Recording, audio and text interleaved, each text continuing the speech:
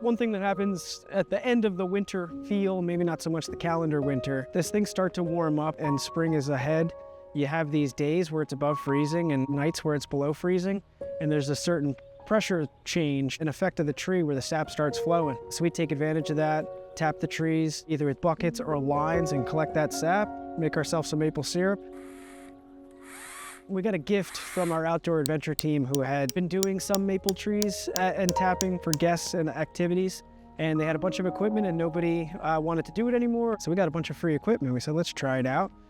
It is a lull for the season, the growing season for us. So adding a crop to the harvest list is a big part of it. So yeah, it's been now our third season giving it a try. You know, it just gets better and better every year. Some years it's starting as early as late January. Some years it's not getting going till early March. Some of your warmer winters, you might not have a lot of maple sap, so it's not a guaranteed product, but it is a good filler for those winter weeks and one of the sweetest crops on the farm for sure.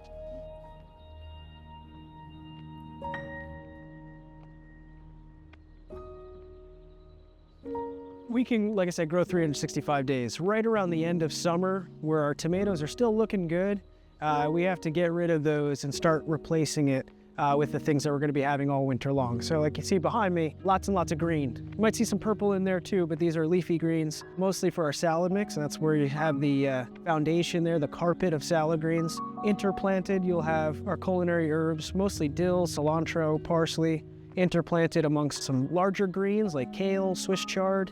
And then this year's kind of focused to do sprouted broccoli, you might see every couple feet here. Every year, maybe it's carrots or peas, just to see what we can pull off in the winter. We say 6 months of spring, 6 months of summer. We never really have a lull in the high tunnel. There's always something growing.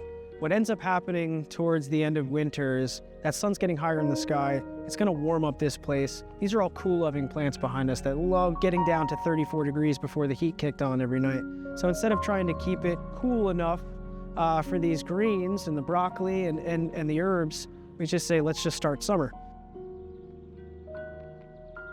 So obviously as a grower, you love to be able to grow. This was not possible without these structures for a good solid 5 months of the growing season. There's not much to showcase outside. Being able to provide food for a restaurant when nobody thought it would be possible, looking on the outside world and seeing it so gray and dead, you're putting more in than you're taking away, is a formula that means that we can do this indefinitely.